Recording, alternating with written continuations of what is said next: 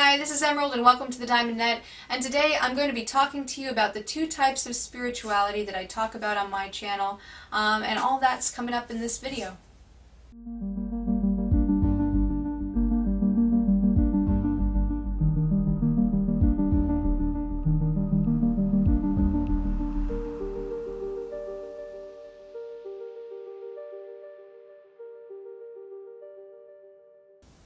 Alright, so for me, I tend to divide spirituality into two different camps that I consider actually to be quite different from one another. That I have interest in both of these camps of spirituality, but they have very different applications and very different ways to use them.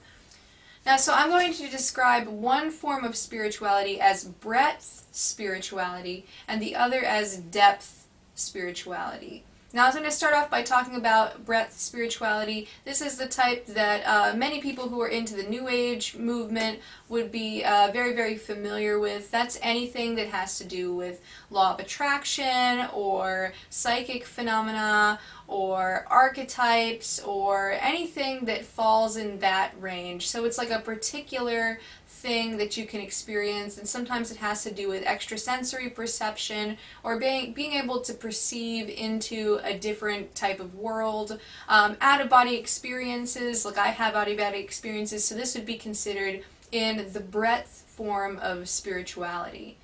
Now, there's depth spirituality, and this one I actually find a lot more interesting for me personally, even though probably to the outside audience it might not seem quite as sexy as breadth spirituality with all of its interesting worlds that it can explore.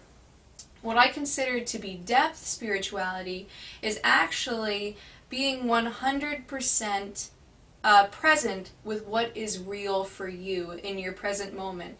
And for most people, that's not going to include past life regression and out-of-body experiences. For most people, it's not.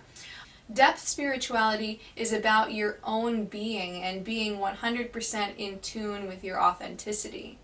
Now, there are videos on my channel that fall into both of these categories, and so I think that this video is very important for making that distinction, because if you are interested in more of the breadth of spirituality and being able to explore into things like automatic writing or, anything that falls into that category of spirituality, then if you're looking at my depth spirituality videos, you're not going to probably get as much out of them. Or at least it's harder to get to a point where you can.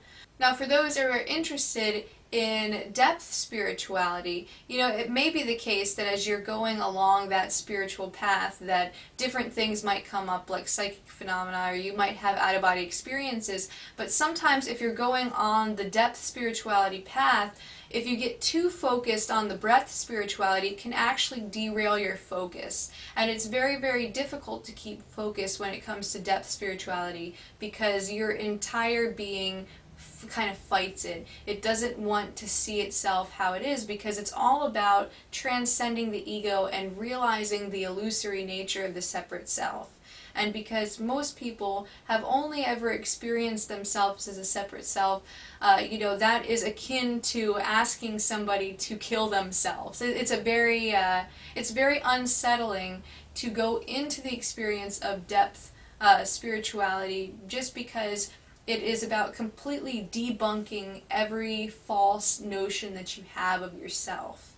So like depth spirituality, it is not as sexy as breadth spirituality, but ultimately I find it to be a lot more beneficial. What breadth spirituality will give you is it'll give you a lot of novel experiences, and some of those novel experiences will even be very useful to you. There's the case that apparently the FBI uses remote viewing as a way to actually help them solve crimes and things like that. And of course, strengthening your intuitive senses is good for anyone to do because, that will just help you just be a little bit more in tune with your own emotions and with what's going on around you. But at the same time, these are two totally different fields, and they have a very similar texture and a very similar look, so they can very easily be conflated for one another. So when it comes to depth spirituality is probably going to appeal quite a bit more to somebody who is maybe a bit resistant to spiritual ideas. And so, in a sense, that's a very good path for someone like that, because it's all about seeing the truth of the matter and really, really getting present to what's true in your experience. However, many people don't want to come to face with the truth there just because it's scary.